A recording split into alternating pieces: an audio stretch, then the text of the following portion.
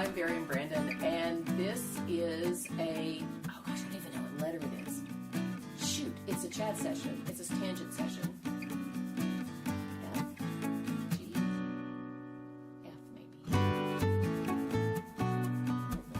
It's on there. I'll try to key it, but by the time I edit this, I'll know what number it is. Anyway, chat sessions are numerated, alphabetized, whatever, by alphabetical letters instead of numbers to separate them from the other projects. Why? I'm not sure. I just started it this way, so I don't know why I did that. But anyway, I am a stranded colorwork designer. I am living in the beautiful, now very foggy mountains in western North Carolina. You know, it's a matter of lots of snow. We had about 21 inches of snow, which for us is a lot at one time. Lots of snow, lots of rain. I think we had 8 inches of rain over the last 2 or 3 days, or I don't know, it was a lot of rain in a short period of time. And then slightly warmer temperatures. And so with all that moisture, you get fog, and we have lots of it. I was kidding my husband earlier today, about, you know, we were getting ready to turn left, and it was my job to look right and make sure nobody was coming at us. And I said something about the handsome cab with the guy all in black and the black top hat and the slasher knife, and you know, reference to Jack the Ripper. He's over me now. My husband is like, whatever, and just drove on. I was like, oh, okay. I'm trying to be literarily clever. Obviously, I failed miserably. Oh well. So what? First of all, thank you so much for joining me. I know you've probably got other things to do, but I appreciate it. If you're here, you either like to hear me jabber, which heaven bless you, my dear friends, but or you're interested in stranded colorwork, which we'll talk about in just a second.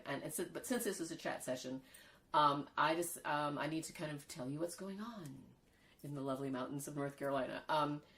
If you follow me on Instagram, instantly I'm Varian Brandon on Instagram. We have this little Episcopal church up here, which I am the head of the Altar Guild. And if you are either Catholic or Episcopalian or whatever other groups that have Altar Guild folks, you'll know kind of what that means. I'm a little more laid back than most of them. Most head of the Altar Guild, but I am head of the Altar Guild. And so it was our job to decorate the church for Christmas, the Christmas Eve service. And we decorated all Sunday because nobody really wanted to do it on Christmas Eve itself. So we decorated all Sunday. We have all these wreaths all over the place, and ribbons and tartan ribbons and candles and all over the place. It really turned out very nicely.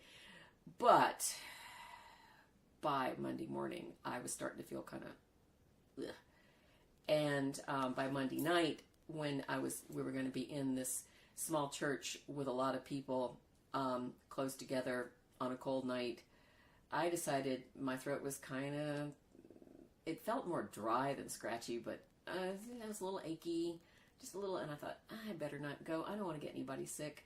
But my husband felt fine, so he went. So I'm sitting here by myself, Christmas Eve, not feeling good, watching White Christmas, crying.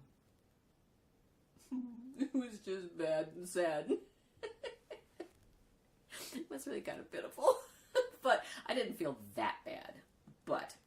And that being said, that reminds me, my friend back here, if you know White Christmas, there's that great, there are a whole bunch of great songs in White Christmas, the movie White Christmas. And if you haven't watched it, you really ought to, because it's a great old, came out in 48, I think, or something like that, or 52. Anyway, came out right after World War II. And there's this song where Rosemary Clooney is upset with Bing Crosby, and she's singing in this nightclub, and she's all in black, and she's got sequined gloves, silver sequined gloves that are on like this, and she goes, "Love, you didn't do right by me." I can't even get close to what she says, but all the guys around her are all with black slacks and black turtlenecks. I feel like I've got one of those dancers next to me. Anyway, but she leans on their shoulders, and they move really slowly, and it's really cool. Anyway. So, but that's what's going on. Christmas was pretty quiet. We went over to visit some friends for Christmas Day to have a meal, because all our family is out other places, and we saw a lot of Bruce's family, my husband's family, during Thanksgiving. So Christmas we were pretty quiet. but we were over at some friends for a Christmas Day meal, and I felt a little like I had bubonic plague or something, because everybody's like, "Stay away from me, I don't want to get sick." And I was like, I don't feel that bad, I promise. I did find a new drinking game, though. And anybody who knows me knows that that's a funny statement coming from me, because I don't drink that much. But I had some red wine in my hand. And so every time I felt like I was going to cough, I didn't want to let them know that I was going to cough. So I would take a little sip of wine. And so it was kind of a new thing, you know. I didn't drink that much, but I did have a couple of sips of wine, because my throat was kind of going, okay, you going to cough like I am now, or are you going to move on? So anyway, it goes on. But it's since then has been pretty quiet, just trying to catch up this week between now and New Year's. Today is New Year's Eve. So we are going to a New Year's Eve party. Although in this small town, midnight is about 9:30 or 10 o'clock. So everybody kind of scatters just to get back up, because it's so dark, and right now it's so foggy. We just get on back home. That's how that goes. So anyway, the one thing I want to do right now, because I do have this guy without anything on, except for the black turtleneck. If you notice my videos, I said I have a video on stranded color work, just a discussion about different aspects of stranded color work. I have a video on the Arion coat and how the different aspects of making the Arion coat, which you don't have to have the kit. I've bought the kit. You can get the kits at elementaleffects.com, but you don't have to buy the kit to look at the videos. And look at the videos and see, there's some techniques in there you might be interested in. You might look at it and say, I could do this. So, and get yourself a kit. That's how it works. But the thumbnails, and then there's these chats, and these chats are usually the artful, this burlap that's behind me right here. I've got a piece of that I lay out.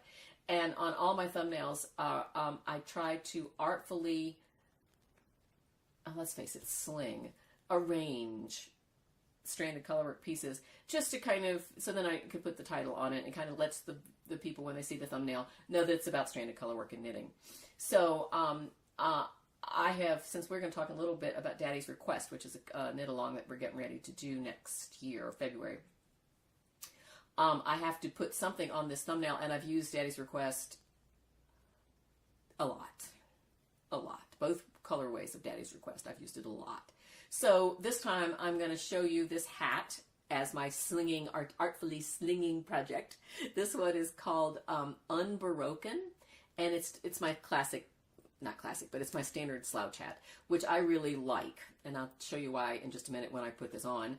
But if you'll notice, it has these sort of, if you'll look at the positive image, is this oatmeal-y, silvery color, gray color. It is sort of like the leaves or the swirls, if you will, from the Baroque era. So, and since this is knitted completely in the round and therefore not broken up into pieces that you sew together, this is unbaroque in. Sorry, I was running out of things to call things. Anyway, this is called Unbroken, and it has all sorts of little, all the different colors. It's made out of 1, 2, 3, 4, 5 colors, 2 shades of this, and there's the top right there. 2 shades of the sort of rust color, 2 shades of the purple. One is a clear purple and one sort of a muted purple, and the clear is all up in here, and the muted one's in the middle, and then the clear is up here. And then the oatmeal-y color, I think it actually is called Miojit or something like that. This is Elemental Effects yarn. So let me show you how this works. I learned this from the Fat Squirrel, Amy Beth. If you know Amy Beth's stuff, she has a podcast that she's been going on for some time, and she has many more people watching her than I do, but which is, nobody's counting, but you should go see her because she's really funny and very knowledgeable. But she made a point, and I never really thought about it. I love putting these things on because they always look so cute at the very beginning, that if you have a hat that's like a beanie, like what's called a toque or something very close like that, it just makes your head look like a pinhead. But if you have a little bit, let me do this, thank you. If you have a little bit of, width here, it makes your head, it sort of balances things off. At least it does for me. If it does for you too, it works out. But see, then you can have the top about like that. So this is Unbroken. and I will, I'll use that as to artfully sling on top of the oatmeal burlap. You'll see it, or you already have seen it. So anyway. Okay, so we're going to talk about Daddy's Request really quickly. Now I'm going to do a whole series on Daddy's Request, but we're going to talk about this for just a little bit. Daddy's Request is started out with this sweater. It's a yoke sweater. If I got the right side, yeah. It's a yoke sweater that is done on plain stockinette all the way up to here, and then you start the color work. And what you end up doing is you do the sleeves. Oh, look. Let me get that off of there. I got stuff on these sleeves. You get the sleeves, you know, all the way up to the underarm. You get the body to the underarm, and then you put them all onto one needle, and then you do decreases at various places in here to make it go up to the neck. Okay? So this is one of the things somebody was asking me, Lisa, whether you need, if you're working on this, because she's going to do the knit along with us in February, is whether you need to get your gauge here or here. And you actually need to get the gauge in both places. Why are people sending me texts? I'm sorry, I should have that turned off. But, so, because I don't seem to, and I don't know why, that I don't seem to have any difference in gauge between plain stockinette and stranded work. But I think I'm unusual, because I think a lot of people do. And a lot of times I think this work is tighter than this.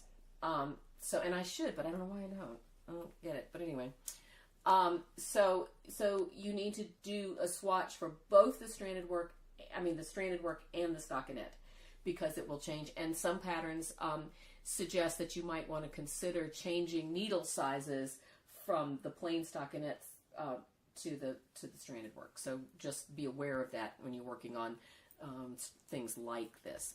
The other thing we're going to talk about is a little bit of color. This particular pattern has these little blips that come down into it, and so you don't want to make this color, and I think this is color A, if I'm not, or B, because the gray would be the A. You don't want to make, you want to make sure that there's enough contrast so that you see that those blips that come down into the piece. And I like doing this with stranded color work. I've done it both ways. There's other ones where you just have a straight line here, but this sort of incorporates the yoke and the body together by having them sort of, these sort of fingers go into the body work up to here. There's another little place right here, and I'll show you the difference. That is a little bit of a Celtic chain work, knot work, just really sort of a rope thing, but you can't really see it. I mean, you can if I get really close, because the gray and the gold are kind of reading the same. Is that where it, well, I would show you the place where the on these things, and I've talked about this before, on these things, if you're doing a pullover, the pullover, see here's the front, okay? The pullovers generally start on the back left. That's the beginning of the round when you get it together, and you can tell there's a that's where it is. It's because when you do the round, it's a spiral. I'm sure you know that. You got that. So I know that that's the back left part, and this is the front. So when I showed you the contrast, I showed you right where it jogs. So I'm missing my point, but you can see that there is sort of a rope thing going on right there, but you can't see it as well because the gray and the gold are closer together. Now, I don't mind it, but some people might. My biggest concern is getting these pieces to look like so you can see those little medallion things hanging down there. Now, the gold looks really great all through here because it's against these other colors. So here's the other colorway. Here's the other colorway here, and you see that rope because the red and the sort of the sagey green shows up really well there. But I'm losing the purple and the purple and the forest green is kind of lost in there. You can kind of see it, but you can kind of lose it. And I think, yeah, the purple down here shows up pretty well. But it's, you know, so it's a, you're not going to get them all. I mean, you'd be lucky to get them all to work out well together.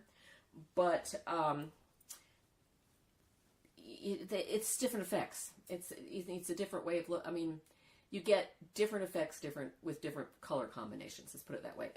I don't mind less contrast. I think it gives a different way of, of putting colors together. I don't mind it. Some people do. So, but you'll notice that most all of these are cool colors against this sort of warmer raspberry red. And then the greens are more on the warmer colors, and you'll notice that in this particular part, I have a dark green and a light green. And that kind of adds a nice little contrast there. So I'm mostly for this, since the body of this is warm-ish. It's more of a raspberry, which has got a lot of blue in it, but it's warm-ish. These are all cool colors with the two tones of a warm color. I'm hoping that is going to help. And we'll talk about that more when I get the videos going for that. So let me show you what I'm working on.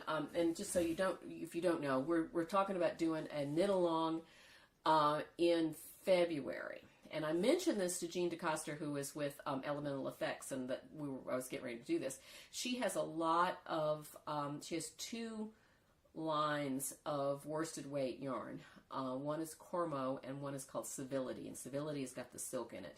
It's beautiful yarn. She said she would put kits together for us if we wanted them. So if you're interested in doing the knit along in February, we probably will go mid-February to mid-March. Yeah, because I'm going to be out teaching in, incidentally, I'm teaching at the Yarn Guys Retreat in Ames, Iowa in March. It's like March the 7th through the 10th. So if you're in that area and you want to take a class on stranded color work, they certainly have the yarn for it. So just there you are. Just telling you that. Anyway, she said that give her some heads up and she could put some kits together for us. And so I feel like that if you want to do that, get in touch with me, look at her colors and see if there's something you like. And what happens is that you use probably 100 yards. I think I generically said 100 yards of each of these colors, not the main body, but each of these colors. And if you don't, in most skeins come 200 or more. So she said she would put the smaller skeins together for us. So just FYI, let me know if you're interested in that. We can talk to Jean and look at, you and I can talk the colors, and then we can get Jean to put it up for us in a kit form. So there you are. So where I'm doing right now is both of those sweaters I just showed you are pullovers. And I thought, well, I really kind of wanted to do a cardigan. So I think I'm going to do another one from February to March with everybody. But right now I wanted to just get the numbers straight for doing a cardigan. And a cardigan requires, obviously, open in the front. So here's the body. And I just happen to have, this is some Cascade 220 that I had. I don't know why I bought it. I found it in my stash, and I thought, well, it's worsted weight yarn, so this is all written for worsted weight yarn. I'm not sure what it was used for, but I'm not using it for it. So here is the worsted weight yarn. I don't know whether you can, let me see if I can't show you this. Right in there, I don't know whether you can see it or not, but right in there and in there, this area, that's 10 stitches that are going to be the front steek. It's the only steek in a cardigan. That way I can knit this completely in a tube, and I don't have to do any purling. So that's where I am. And I have made this, the instructions say to start at the rib and work up to, let me get back so my head's not cut off. Okay, here we go. Excuse me, you work in from the rib up to just to your underarm, whatever your desired length is. Now there are suggested lengths, and I found that I wanted to make mine, I think, a full 2 inches longer, just because I like to have it hang down just a little bit longer, if you know what I mean. So this I just did until I got it to the length I wanted. Now I also decided that on the bottom of this that I would do a little bit of a kiss of color right here at the bottom, and we'll talk about that.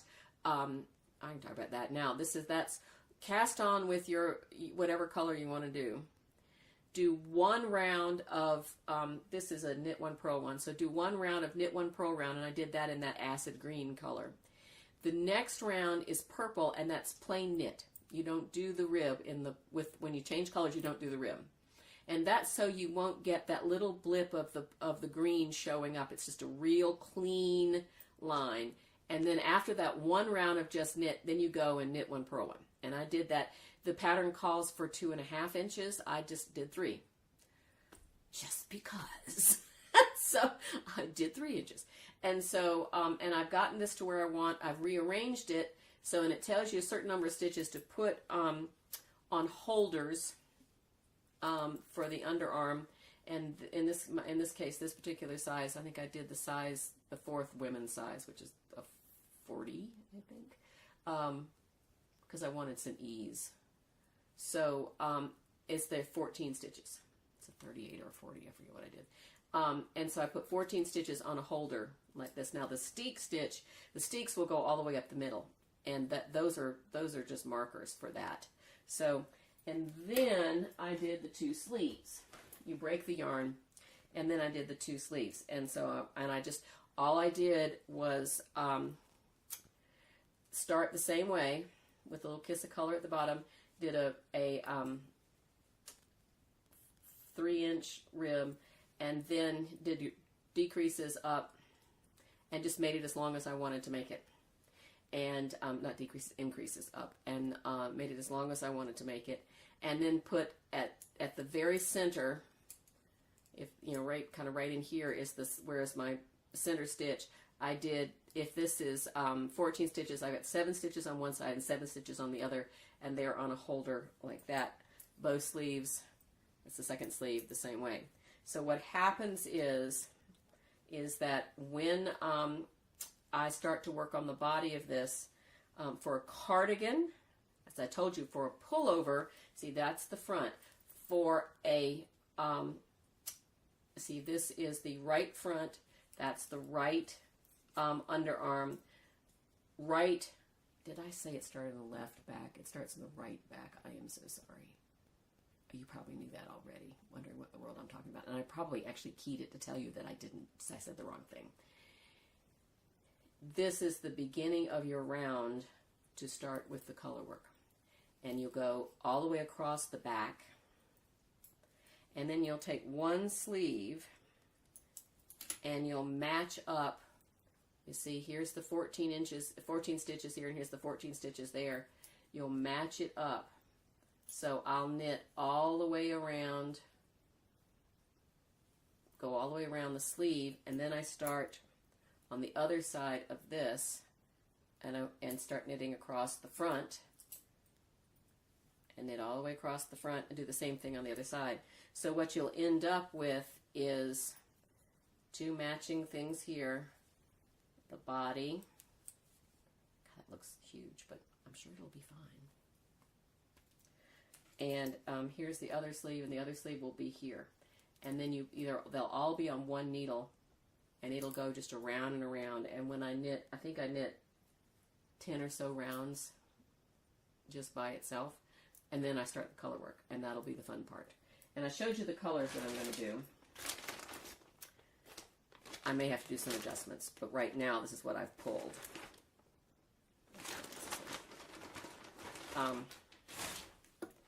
So it's,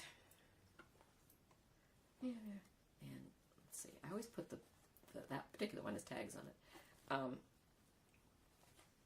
So those are my colors with the purple. So I'm hoping that's going to be okay. I may have to adjust a couple of those, but I think that's it. Same column, family of colors.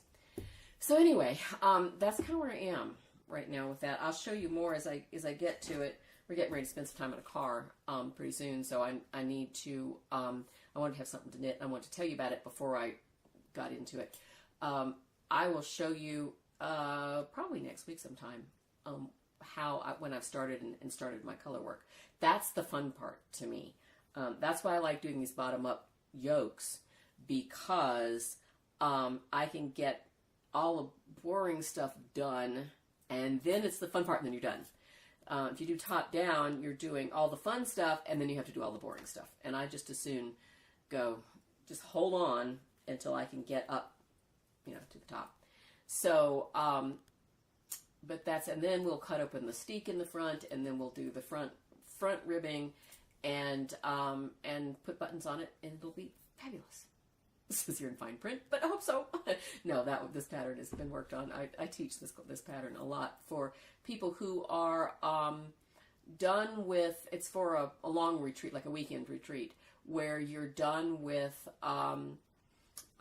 You've done scarves and you've done hats and you've done small things, and you want to work a garment. And this is stranded, and this is worsted weight.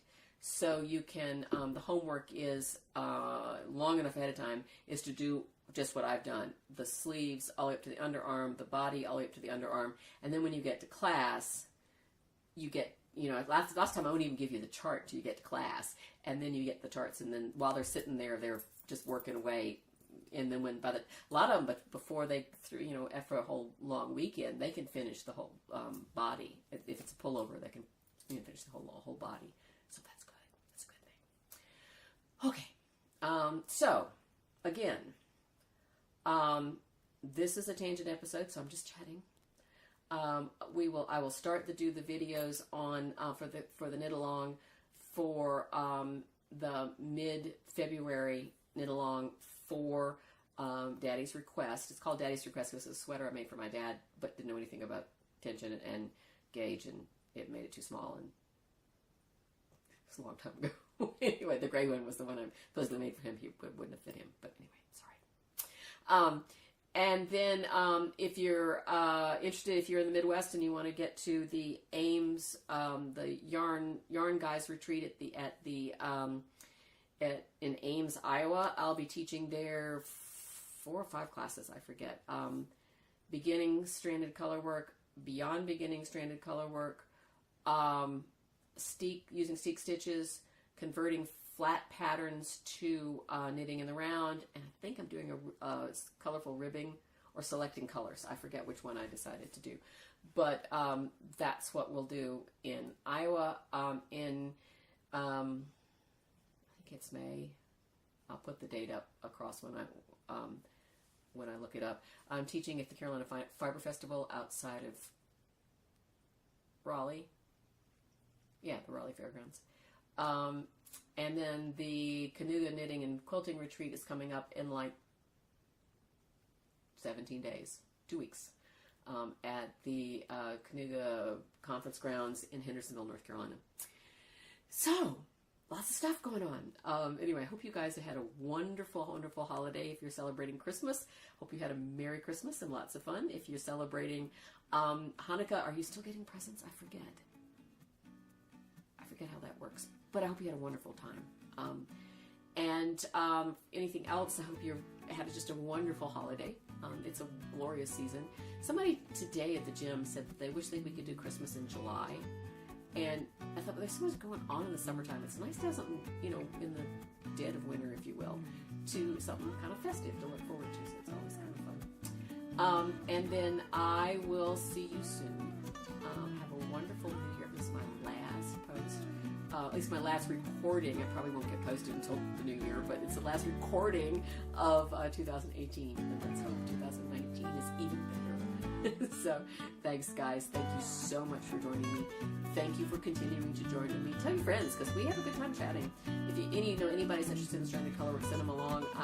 If those of you who know who emailed me or sent me a message on Instagram or whatever, I answer emails.